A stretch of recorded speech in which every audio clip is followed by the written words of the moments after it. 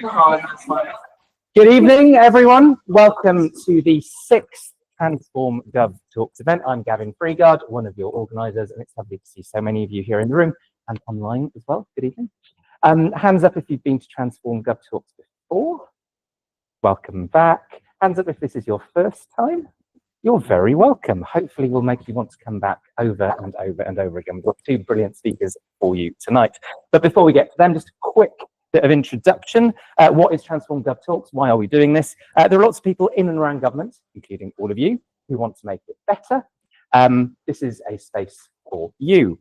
It's a new monthly meetup around people who are doing interesting things, innovating, trying to do things differently in the public sector to share their work. It is live streamed, as those of you online will know, and it is on the record. For those of you who've been to things like UK GovCamp, it's an attempt to take the energy of events like that for public sector reformers through the year, but it's also not just about data, digital and tech, and in fact we've got a lovely balance tonight between various different things. And very, very importantly for those of you in the room, most important thing about TransformGov Talks is the free pizza that will be arriving towards the end. Do not get distracted by it if it comes halfway through the event. We're always looking for people to help us organise, to speak, to sponsor. Those pizzas do not pay for themselves. So if you'd like to get involved, do come and speak to us afterwards or drop us a line on transformgovtalks@gmail.com. As I mentioned, this is our 6th event. We've so far had Andreas talking about the incubator for AI, Mia and Isadora talking about missions, Jenny talking about being on the advisory group to the Digital Centre of Government, Kirsty talking about digital ID, Cy and Holly talking about building a digital and sort of policy team together, Clara talking about Test, Learn and Grow, Miriam talking about participatory policy making, Catherine talking about participatory government, Sarah talking about the new digital centre, and Henry talking about the history of the NAO. Thank you. I was terrified I was going to forget somebody halfway through that. I don't think I did. That's going to get harder with every single week, isn't it? How this is going to work, you're going to hear from two brilliant speakers tonight. They've each got around 25 to 30 minutes. They'll present for a bit. Then we'll open the floor to questions and discussion. If you're in the room, you can put your hands up. Wait for me to come to you with the tiny microphone. If you're in the room or joining us online, you can go to slido.com. The code is 5338014. We'll finish just after 7. There'll be free pizza for those of you in the room, and then we will be heading to the Buckingham Arms afterwards. You're very welcome to join us if you're watching us online. Get into central London nice and quickly. Our speakers tonight, we're first going to hear from Noel Hatch from Adur Worthing Councils on redesigning from the inside out, learning as we change. We'll then have Lucy Makinson from the Incubator for AI talking about Consult, a new AI tool for enhanced public consultation analysis. We've actually had quite a few speakers on sort of participatory policymaking, consultation and AI, so this brings those things together very elegantly.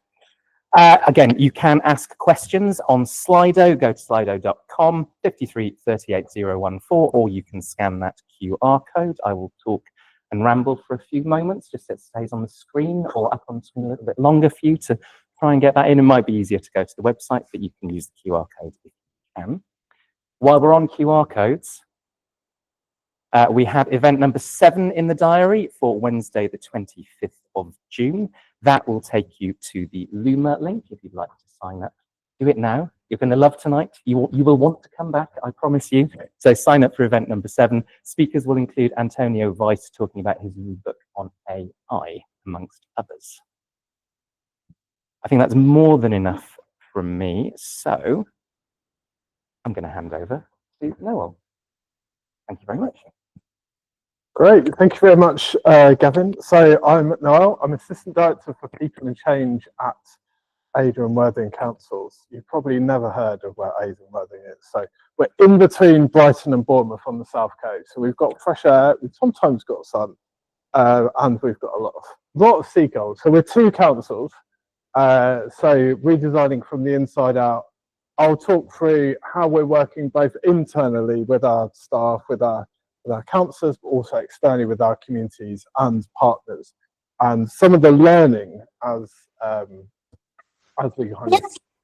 So some of this I think we'll all recognise, in terms of the challenges that we've got around us in the world. So I won't go into any detail on that. Kind of probably more specific to local government, although maybe in central government, I don't know. But you know, kind of we're really severely financially challenged. So that is also a burning platform for the change we needed to do. So kind of do better, but with less money. And we all have heard that before. But actually, from the residents' point of view, we've got people who will experience our services in many different ways, and not just our services, but other people's as well, like police, health, fire, and services from kind of community groups and charities as well. And kind of how they navigate that doesn't reflect the way they live their lives, and they want to kind of work with others and support their communities. And so really for us, beyond changing the way we do things to improve how we work, is really putting communities and the neighbourhood right at the centre of that. And that's part of kind of leading a whole organisational redesign. So we're talking about kind of 15 services, and we're talking about 10 million of spend as well within an overall budget of kind of 600 million. So some really significant work that we needed to do over the last year to try and play catch up with the savings that kind of we needed to make to avoid being in trouble with government. So as I said, our core purpose as a result of some of the learning, kind of research and discovery that we did with our staff, our residents and our partners, is really about how do we put our neighbours at the centre of what we do and the centre of the operating models of our services. Not just services that you might expect, like people that collect the bins, people that kind of support social care, but also what we call our core services, other people call our back office services. So that can be kind of our HR teams, about how they support our staff to develop their skills around neighbourhoods.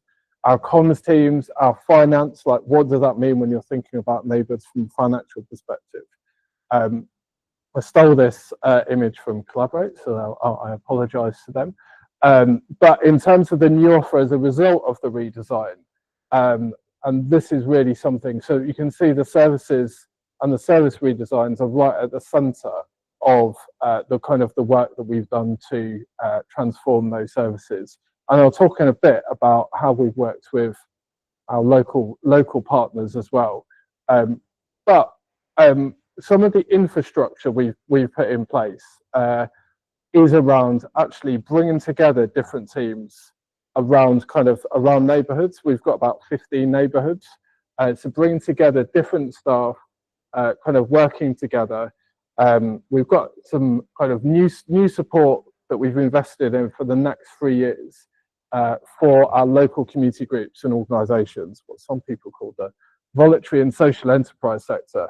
And kind of what that is if we're going to redesign our teams to kind of to work in a neighbourhood-based way, then we want to invest and support in our local community groups and charities to do that. So that investment is investment in experiments around 5 of our mission areas and support for them to test out ways to grow, and then invest in the infrastructure to embed that as well. I'm not going to talk too much about digital, although digital is really central, but we've got we developed an app. We use low code for those of you who are not, that means we develop our code in-house. And what we did as we're redesigning our teams, we designed what were the digital ways that actually residents want to use, so that the teams can be responsive to the way that residents interact with us online. And then kind of, we haven't developed this yet, but we're bringing together our neighbourhood teams and our community partners to develop neighbourhood charters. That's council speak, so we are going to find a different word. But these are sets of priorities for each neighbourhood that then unlocks kind of community funding, the opportunity for attracting external kind of funding as well.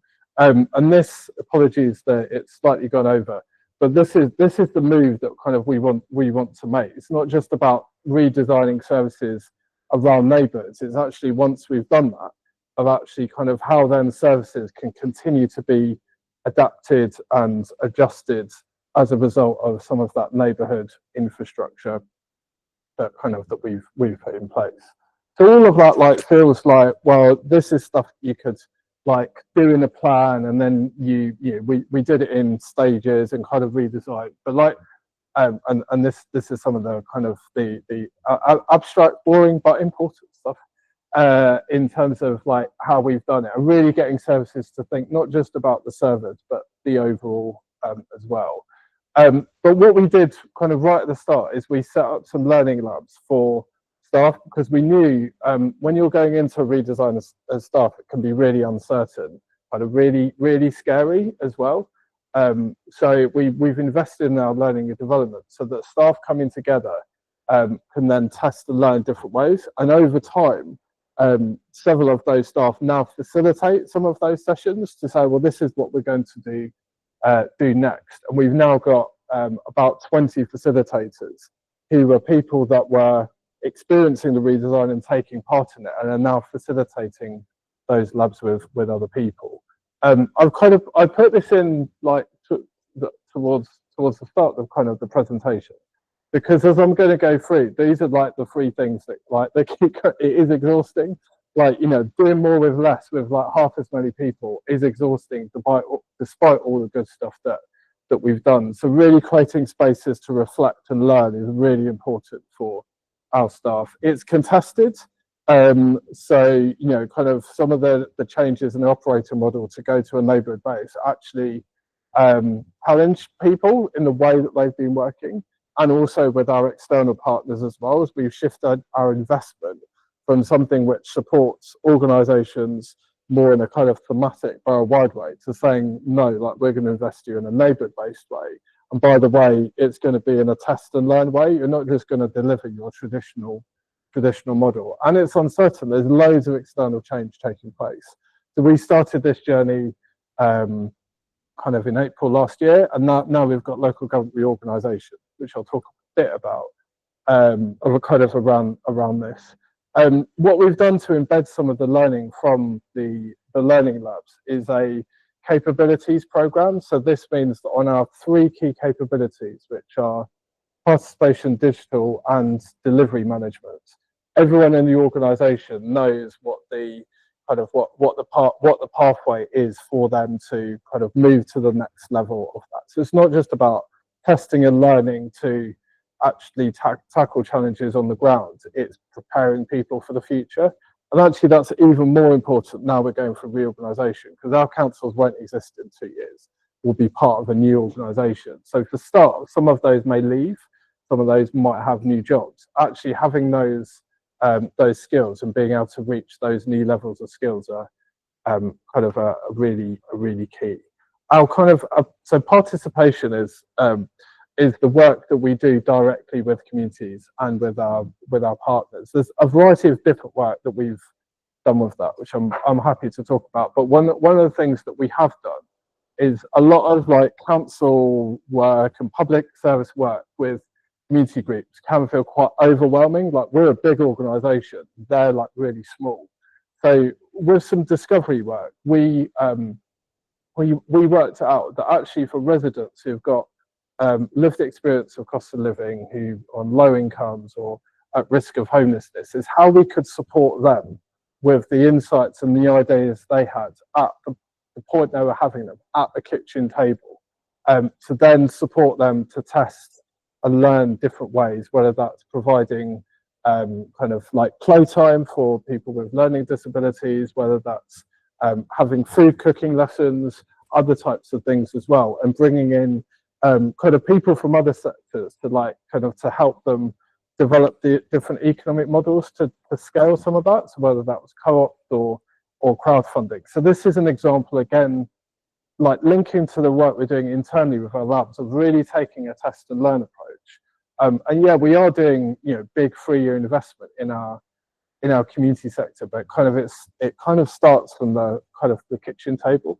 And that's actually the name of the program as well. Communications really important in terms of not just communicating, isn't it great, kind of like what we're doing, but enabling us to have a more open and vulnerable story. So we've got we try and encourage week notes so that people can share kind of what they're doing. We've got a podcast called Fast and Curious, where we bring staff together to get a bit kind of deeper into some of the lessons they're learning. And we've also got monthly sessions with our community partners and businesses to say, like, what are the challenges we're both experiencing and how we can work through those. And that is really important. Like, we have to respond a lot of the time, my comms team, on kind of Facebook, and I'm sure other colleagues will have experienced that in comms team as well. And sometimes you can get distracted by, kind of by that, and demoralized as well.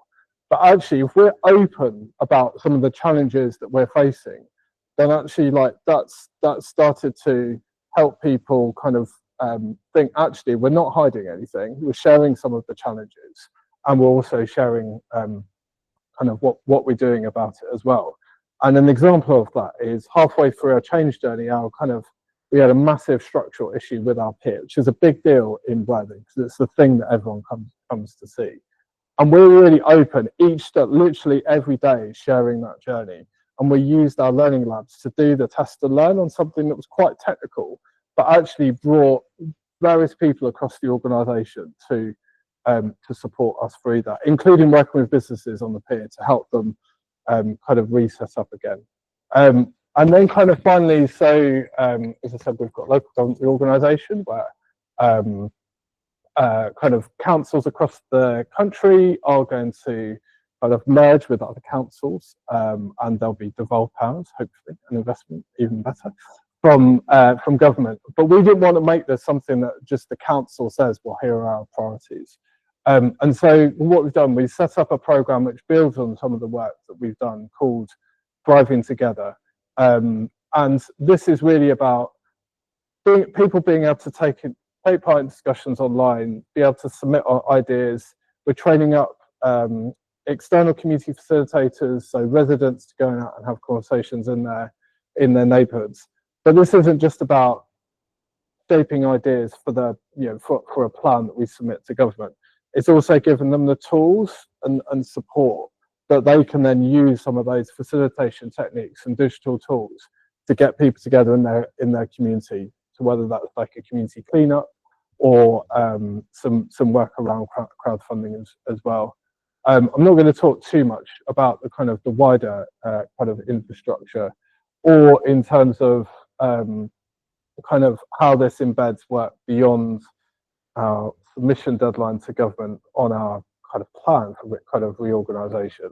But I'll kind of leave you with some early learning kind of that we've done kind of for this, is that thanks to like the redesign we have done, we have got multidisciplinary teams internally that have been able to work with local partners around actually like what are the priorities that we want to work on in our neighbourhoods. Kind of our 5 missions, that becomes really real when we're talking about actually like how do we provide affordable housing where we've got very little land. And then the last one is moments, because a lot of what we've tried to do here in terms of some of the methods that we've used is, rather than just people submitting ideas online or coming to a workshop, is really getting our local artists together so that actually when people come and take part in an activity, there's something joyful about it, and it builds connection. And that was something that is also part of our change as well. That yes, it is difficult. Yes, there are some big challenges, some big trade-offs we need to make, but actually we need to support both our staff, or in this case our communities, in ways which kind of bring them together in a way that means they can come up for air, and not just go through some of the difficult change they're facing. Because let's face it, all of us are quite exhausted by it. I'm sure all of you as well, by some of the change that we all might be experiencing. And if we can put a little bit of joy into some of that work that we do, and bring some of the skills from our local artists and creators to support that, then all the better. So I thought I'd leave you on this last image. But the learning on the exhaustion, the change being contested and being uncertain, also lives in this story. So thank you. Thank you very much. I will, in a very high tech behind the curtain, you're going to see me stopping the screen sharing at this point. You might do if I can remember how to do it. Yeah, there we are. And that gives you time to think about the questions you'd like to put into Noel. And you can also join us on slido.com 5338014. I can see we've got a hand up just there. So I'm going to do my, am I a giant? Is that my microphone? Do tell us who you are and where you're from. If you can remember, we are on the way. It looks like the world's smallest ice cream as well. Thank you, Noel. I'm Fabian Chesler from Policy in Practice. Fantastic presentation. Main question is, can you give me maybe 2 or 3 examples of projects you've done and gone through this process? Just trying to imagine the sort of efforts that it results in on the ground. And the second question, inevitable that I ask this, but you talked about siloization and data access and pulling it together can be an element that creates silos. So is there anything you want to say about your experience of getting access to data and being able to use it as a local authority? Yeah, that's a really good question. So I'll talk about kind of another project that was part of this called kind of Sussex Bay. It's not a reality show. So we were kind of redesigning how we support the environment, and that's something that is really important to kind of local people and communities. And yes, you know, kind of we've had conversations about kind of shaping our priorities. But actually, there's lots of different like community groups, kind of businesses, but also funders that were really interested in actually like kind of what is the thing that kind of like brings us all together across like the Sussex coast, not in us as councils or community groups or whatever. And so kind of we created a bit of a collective of different people under the brand of Sussex Bay. That meant that if you were, you know, a community group, you could say, well, this is environmental work we're doing in here. If you were trying to sell like ethical produce, like based on the coast, you could use that as well. And it's helped us attract quite a bit of funding, and you know, some really important projects which mix the need for like big funding and partners and community based. So like around recovery of kelp, which is like sea forest, kind of around that, like practical things that residents could do in kind of in mapping that, in crowdfunding some of the projects, as well as work that kind of organisations could do on the research and kind of attracting the funding as well. So that's an example of something that has kind of started off with us, but has like grown beyond us in a way. And that they now have kind of like regular networking events around the theme of Sussex Bay. So it goes beyond like how do we kind of protect our environment, and actually like helps develop almost like a tourism brand for Sussex Bay. On the silo, could you repeat your question on the silo? Your experience as a local authority getting data from government departments that you need for your projects. Yeah.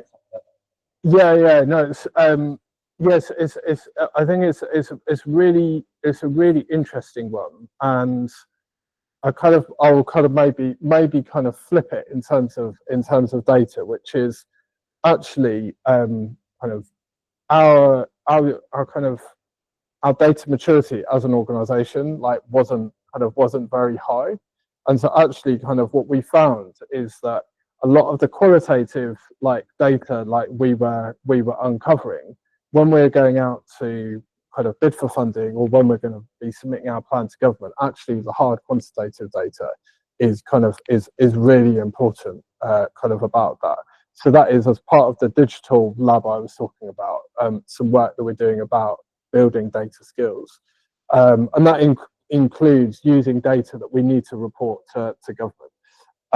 And also as you work for Policy for Practice, kind of working with organisations like yours to really give us some really strong data analysis. So the kitchen table programme is all about cost of living. So it's kind of the community arm of the kind of the more statutory support that we provide on cost of living. and the benefits maximisation, where we use data from policy and practice. I think I didn't get paid to do this, but that data from policy and practice to really target residents most in need. We're trying to use that data into some of our community projects as well to target where that support is most needed, and then obviously support community groups to test out ways to tackle it. Brilliant, thanks. We've got time for another question. Any hands in the room? We've got one here. Thank you. Fantastic presentation and even better work. This is it's been really interesting to listen to. My name is Tamara, and I'm an independent public sector designer, innovation consultant. And so my question might be very practical, because what you've done is a huge, massive undertaking, and it's an assumption. It might be an incorrect assumption, but assumption is that you've anchored that test and learn approach in archetypes and in user experiences that you designed around. So if that assumption is correct, how did you decide what hypothesis you chose for those test and learn sprints experiments? Because it could be really anything. Yeah. So I'm curious in how you decided what those were. Yeah, If that makes sense. Yeah, no, it's a really good question. So, kind of when we started out on our whole organisation redesign, we had a sequence of different services going through redesign. So starting with services focused on working out in the field, like waste, kind of parks, housing, etc. And so, as part of the discovery and engagement phase on what their new future operating model should look like, we worked with them to identify what are the things that we can test to almost like to test whether the future operating model will work, but also experiments that kind of take place on the ground. So the hypothesis came from the staff in those services for the work that they would then do to kind of to test and learn. And we brought different teams kind of around that, but it really started from that, and that helped us kind of validate and iron out, adjust any proposed like future models for the service, so like a future structure. And then you still need to go through like the formal kind of redesign, but allowing for that discovery at the start kind of was really important. And it also meant for residents and kind of partners, it wasn't just like wait until we redesign our service instruction, we'll see you like in 9 months. It was like, we'll be going through this and it will take 9 months, but kind of we're going to do some discovery internally and then some discovery externally with you, and part of the work to develop like what would be a substantial service change will be a test and learn. So it's the two were together, and I'd say that's easier in some services than in others. So services which are very highly regulated, the opportunity to do test and learn on things which really matter to people are more difficult than those that aren't. So there's some learning there that probably we kind of should have expected, but maybe didn't anticipate. Great. Well, Noel, thank you very much indeed. Very shortly, I'm going to invite Lucy up, but first I'm going to hand the mic over to her to pin it to herself and get the screen share back up and running for everyone online. So.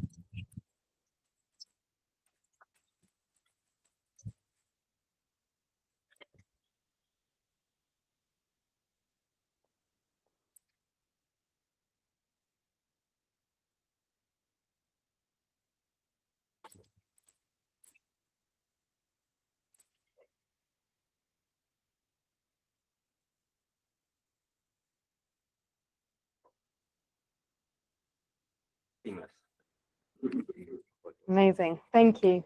So what I'm going to be talking through today is Consult, as the name suggests, which is a tool for analyzing consultations.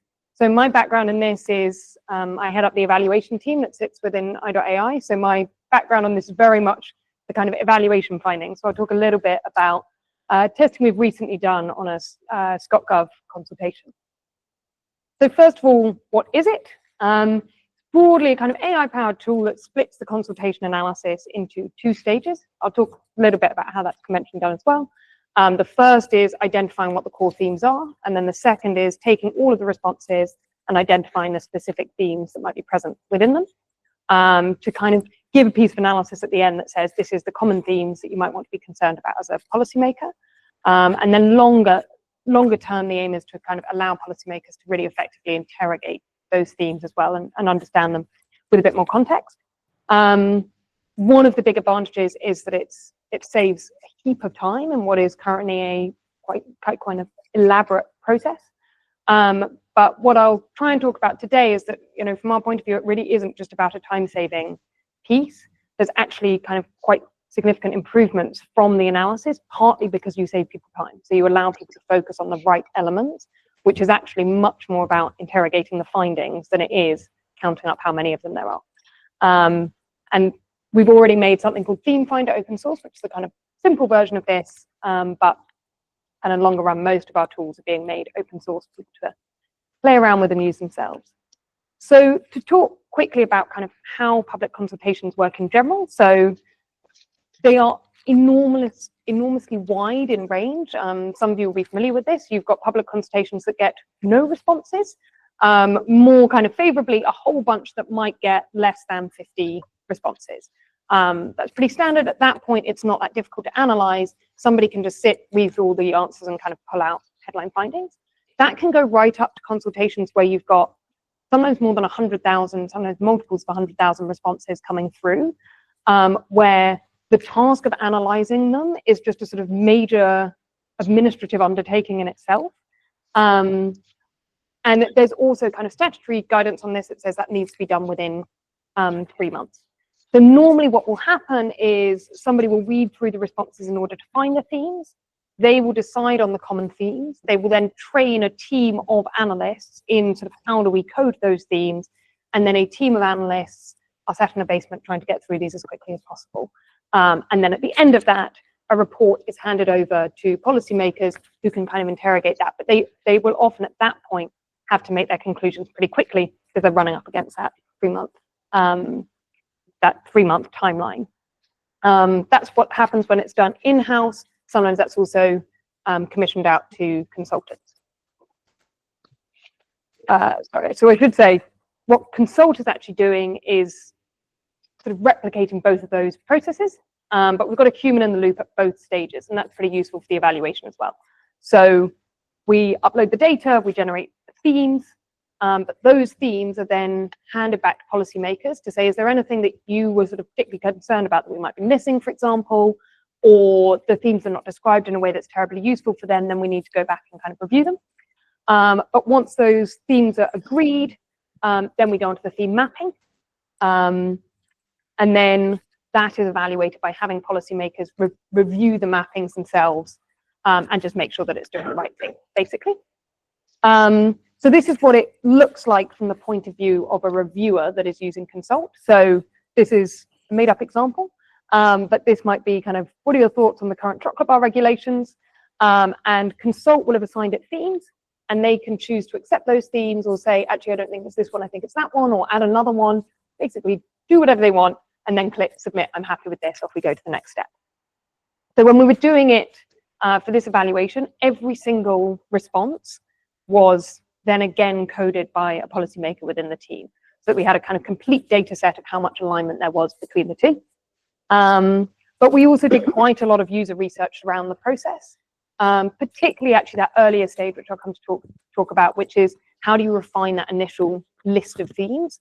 Because that's a bit of the process that we're still sort of trying to perfect and get as right as we can.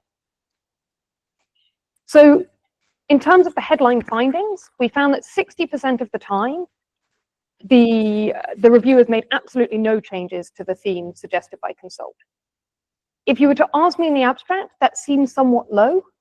And I think what it's worth saying is that this is incredibly subjective, and it always will be. That's just the nature of the data. On a different consultation, we actually found that 2 human reviewers agree with each other 62% of the time, right? Like, and that's a different context. We can't draw a sort of perfect parallel. that's one of the things that we're going to try and do a bit more of, is this kind of human-to-human benchmarking. Right? That's not because it's a bunch of idiots. It is just because it's a complicated process, and the data is very subjective. It's also somewhat unnecessarily harsh, because you might have 5 themes and one of them is different, and we're saying that's a change. So we also calculated an F1 score. Those familiar with machine learning will be familiar with that, but those that aren't, that's a kind of, broadly, this is a measure of alignment on a scale of 0 to 1. And 0.76 is actually considered a pretty good score, particularly if you're dealing with this kind of subjective data. So we actually think at the moment the model is performing pretty well, and there's pretty good consistency with human reviewers.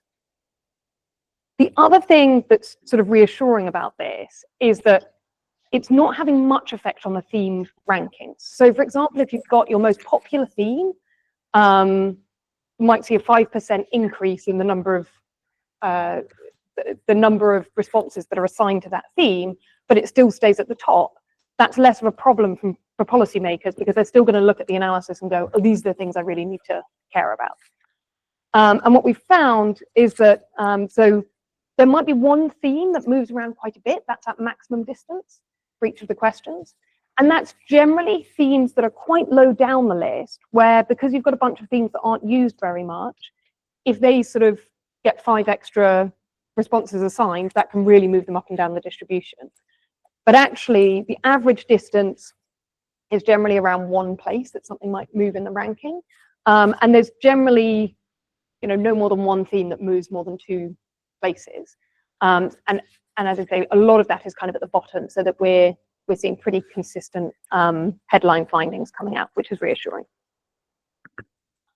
One of the things that I think is more interesting, and something that we're trying to kind of think about at the moment, is a sort of propensity for human reviewers to add themes much more than Consult does.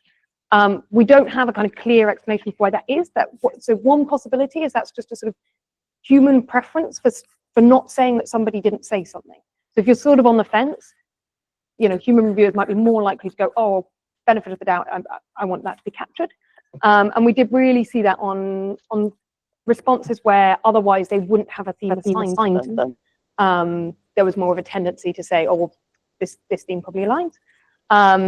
But it's not universally true. So there was, for example, on theme A, we saw the opposite pattern, and that was more heavily reviewed. So we're trying to understand as well at the moment, like, are there just a couple of unusual themes that we could spot early in the process and go, something funny's going on here, how can we tweak that and change that? So obviously one of the things that we were looking at is how much time does this actually take for people? So we found that median response was about 23 seconds. Reassuringly, or certainly from my perspective, people were taking much longer on longer responses, or where they had to make more changes to the themes. So we don't think that people are basically like rushing through this process. It seems that, like, if they've got a long response, they sit and they read through it. But the actual process itself is pretty quick and much, much faster than if they were doing this immediately from scratch. And what we'll see, and I'll talk through some of the user research, is that really freed people up to focus on the analysis itself. So where this process alone could have taken, a month or so of time, that was massively condensed, and that meant that they could sit there and actually interrogate the findings, say, okay, this theme was common, let's dig into the responses that actually underpinned it. And the other really sort of, this doesn't really change too much when you get bigger and bigger consultations, in a way that when you're doing a manual process, it can do, because it's so much harder to sort of identify those themes in the first place, and those sort of bits can really extend it. So we're also, as I mentioned, conducting user feedback. The first one I want to call off is, this isn't universally positive, and one of the things that they really struggled with was that theme sign-off process. So there was a slight sense of kind of nervousness that once they'd chosen the themes, they were completely locked in, and then the analysis was going to run off and do its thing. So they really wanted to get them right. That meant it was quite time consuming. And I think as a sort of first pass using a tool like this, there was a real keenness to understand, like, exactly how are these themes going to be understood by the model, and wanting to make sure they captured as much detail as possible. So that's one of the bits that we're iterating most in kind of ongoing testing on future consultations. But there was a lot to be said for it. So one was this kind of idea that it might actually be more objective than policymakers who were coming in. So some of the feedback was like, oh, we thought that theme would be there. If we'd been coming up with a list of themes, we would have sort of presented it. But actually going through it, and sometimes those themes were added and then didn't turn up as much as they thought they might. So there's something about it kind of assessing the entire data set that actually sort of created some helpful distance. The time savings we've mentioned, that really felt like they sort of freed them up to do the more important analysis. But we also just got some sort of very positive headline findings like, yeah, this is great. This has genuinely made my job easier and better, which is helpful. So in terms of what we're actually working on now, the theme sign-off process, how do we make that as clear as possible, especially to people who are going to be coming in to this blind? That will often be the case. So like departments don't have a team that sits there and does all public consultations. The team doing it will be the policymakers themselves working in that space. And that means a lot of people are coming to it having not done this before. That's a challenge for making sure the tool is as usable as possible. It's also one of the reasons that it's in a really great position, because we know that one of the areas that AI can be more effective is when people are coming into something relatively inexperienced, but positive. The second thing we're looking at is missing themes. So we're doing a little bit of work on like things that weren't tagged to any theme. How can we pick up and potentially add new themes iteratively if something's being missed out? And the final thing is a user dashboard. So right now, the output is very much like, here's your list of themes, here's how many times they were mentioned.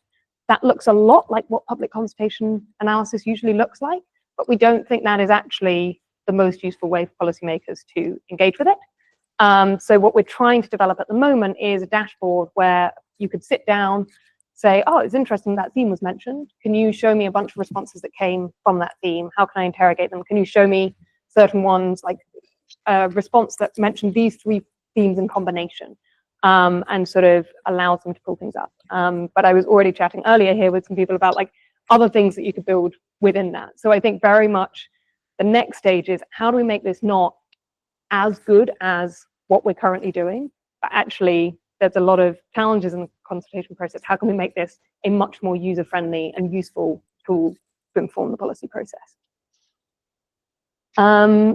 So this is largely similar to what I've just said there, but the one thing I will add here in terms of next steps, so we're going to be doing a lot more on benchmarking against human reviewers. So we've had a real trade-off between, if you're going to sort of remark every single response in the public consultation, that takes a lot of time, and therefore asking two people to do that takes even more time. So one of the things we're looking at now is whether with smaller samples of that, we can also get two people to mark it, so that we can sort of test how consistent that is, and if consult is changing a response versus the human reviewer, can we sort of align on what we think the correct theme was within that. That's a wrap, but very happy to take any questions.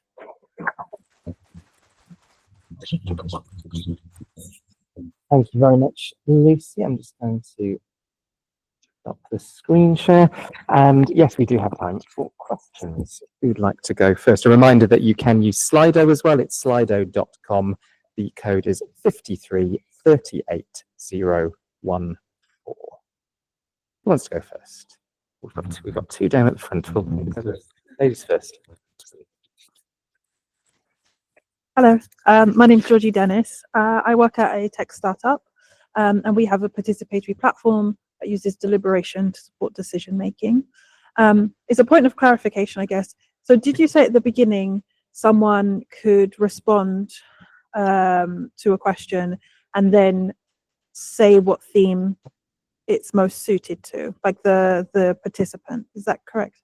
So the participants are sort of totally disconnected from the process at this stage, which is just how public consultations are done. So basically the public consultation would run for a certain period of time. People are asked to give long written responses to a selection of questions that the policy teams have set. And then all of that data is taken away and analysed completely separately. There's then no feedback to the citizen other than a report at the end that says, here are the common themes that we identified. One of the things that this might create is the ability to do things slightly more iteratively, right? Yeah. It's not the most fluid process from the citizen's point of view, and because the analysis takes a very long time, the feedback isn't great, but the feedback is also 3 months later, you know, often at best. So I totally get it. So we have used Dovetail to kind of tag like different responses, and it's just a ton of work. What I was thinking actually is it could be a cool opportunity for the evaluation if there was a way to use AI. So when someone did respond, you could be like, we think it fits in this theme. What do you think? Like, is that correct? Do you think it's another theme? And then maybe like you're also getting the correctness of the theme from the person that wrote it, and not just like the people that are tagging. That could be something cool. yeah, I think that's great. Hi, I'm actually also work with Georgina, but I'm also a professor at the London Interdisciplinary School, where we work with collective intelligence, and part of it is essentially extracting insights from conversations. Let's go back to that example of the discussion, or the consultation on chocolate bars. That was my favorite example. One of the things I would like to understand, how well does the tool do to, I guess, identify sub themes? For example, you have there, for example, healthy options, fair trade. So if these are very sort of broad themes on that topic, but imagine if there is a conversation on fair trade practices, some people might be very pro or very against.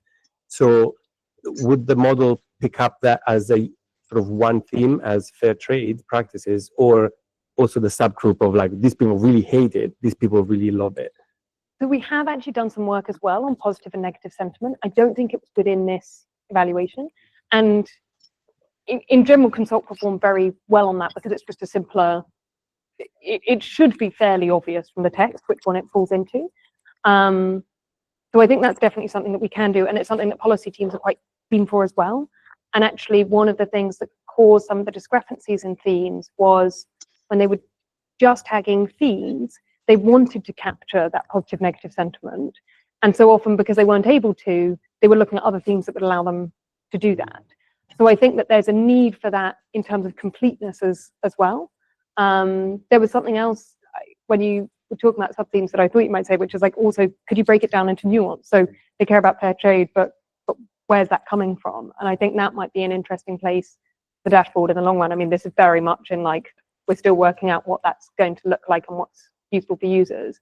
But could you essentially say, here's the theme, here's how common it was. But within that, we found these kind of groupings of the types of issues that they wanted to prioritize and allow people to delve into that a little bit more as well. Great. Any more questions? We've got one there, and we've got one there as well. We'll definitely have time for both of you. Steve Garrett from Sport England.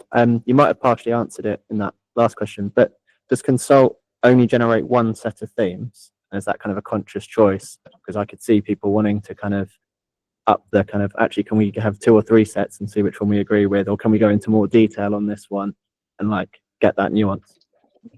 Yeah, so at the moment it only generates one. I mean, I think there's different things from what you were saying as well. One would be, I think it would be risky to have Consult generate 2 and for policymakers to go, well, this one sort of suits me better and stuff, and the risk that could create. There might be something interesting, which is, well, if we get Consult to run twice, could we spot problematic themes by saying, well, these are the ones where there were discrepancies, so maybe those are the ones that we need to review and things like that.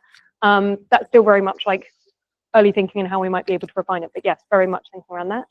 And then I think the other thing is how do we make sure the list of themes is precisely defined and exhaustive enough that actually you don't feel oh, there's something missing and we need to regenerate that as well. Hi, great presentation. Thank you for that. I had a very similar question in the same vein, because there are different ways that you could slice it. And yeah, maybe we are asking the same question. Does it generate different ways of slicing it? And if so, can someone see the logic behind that slicing? Is that a thing? But maybe the pizza is inspiring the slicing, but they're amusing. So at the moment, I think we're just generating the one set of themes, but then that is being discussed. So in that theme mapping stage, that really ranges from when it comes to human review, like we think that this theme is important, so we'd like it captured, even if it's not going to come up very often. There's a little bit of that. There's also a little bit of kind of precision, making the responses or the themes as precise as possible. So for example, it was much better if you described something as under 18s rather than youth as an issue, because that was much more precise and therefore Consult was better at doing that theme mapping. But there was another one where we were looking at breaking something out into specific protected characteristics rather than seeing it as a whole. And actually what that did was, because lots of them weren't mentioned as specific, or it broke them down into such small themes that they just all looked underrepresented. So there's a little bit of that that's going on, and that's sort of learning and iteration that will happen through the process. And again, I think potentially one of the real advantages here is you're essentially building a tool that can give all that advice to people as they are looking at the themes and saying, look, we've now done loads of these. These are the sorts of things that landed really well or didn't, which is actually the kind of coaching that often wouldn't happen because you're doing, you know, the first consultation in this policy area for a little while and you don't necessarily have that sort of guidance. So it's all later down the line, right? But you, by creating a sort of single point of contact, can you actually give people the support they need to be doing this as well as possible? Is that a question? Hi, I'm Dojrant. I'm one of the organisers. It was really interesting when you were saying that there was a plan to be able to do deeper analysis, more nuance. And I was wondering if there was any thoughts about opening that process up to academics or other people outside of the immediate policy group. If there are people who are interested in that area, could you give them, perhaps in the kind of sort of Ben Goldacre open safely kind of model, their own ability to analyse the data? Interesting, yeah. It's not something, so we've got, there's a couple of academics that we speak to regularly and we sort of bounce ideas off. And sometimes they'll like review outputs or for us. We haven't looked at making the data available, which is interesting given how much the team does sort of open sourcing of the tools themselves.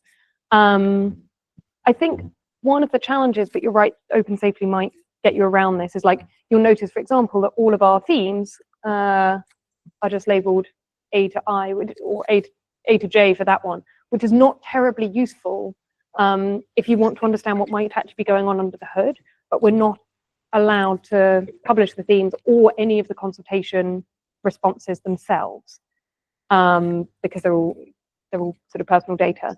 So I wonder with this one, you know, we could publish our totally cleaned data, but all it would tell you is what is the alignment between this and that. And if you wanted to look at it, like I sat down with my colleague earlier and was saying, you know, what was going on with theme A, and is there a particular reason that we think that that theme might have worked totally differently? And to do that, we needed to sit there and go, well, what was the theme? And how do we think this might be coded differently? So I think in this data set, it's probably less useful. One of the things I'm looking at doing with another piece of analysis for a totally separate tool that we've got coming up is like just making the full markdown available so that people can at least like look at the code, challenge some of the decisions we've made and how we've traded off the analysis we're using. That's an interesting one to think, like, could we make the underlying data available once we've anonymized it? Yes, possibly, but just need a lot more checks. Any final quick questions? No? Otherwise, Lucy, thank you very much indeed. Yeah, grab your clicker. I'm conscious that for those of you in the room, I am the only thing between you and free pizza. So I'm going to keep the parish notices very short.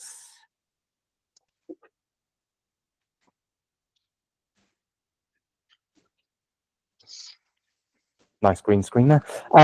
So a few other things that are coming up that you might be interested in if you enjoyed tonight.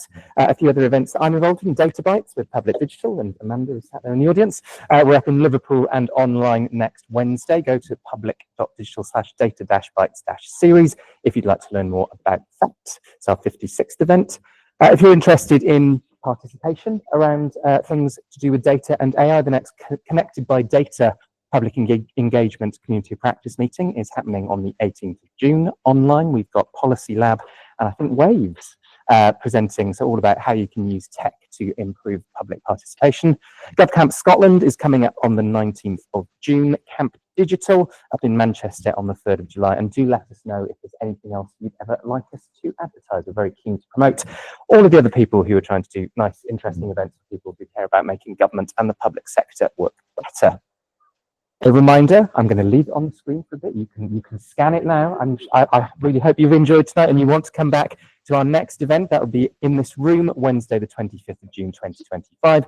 You can find the Luma using that QR code, or you can go to our website, transformgov.org.uk, and sign up to our mailing list there. As I mentioned, Antonio Weiss will be talking about his new book on how you can use AI at work, amongst other things, and we will have another speaker to confirm shortly as well. Again, please do help us out. Come and help us organise, come and speak, come and pay for the pizza. TransformGov Talks @gmail.com. And if you really want to help us out, the one thing that you can do could be to tell someone how much you enjoyed tonight and encourage them to sign up. Again, transformgov.org.uk. We've really enjoyed having you. We'd like to have lots more of you as well. So please do tell people what we're up to. Which means that all that remains for me to say, thank you for coming tonight. Thank you for joining us online. And a huge thank you to Noel and Lucy, who've been absolutely brilliant. Thank you very much indeed.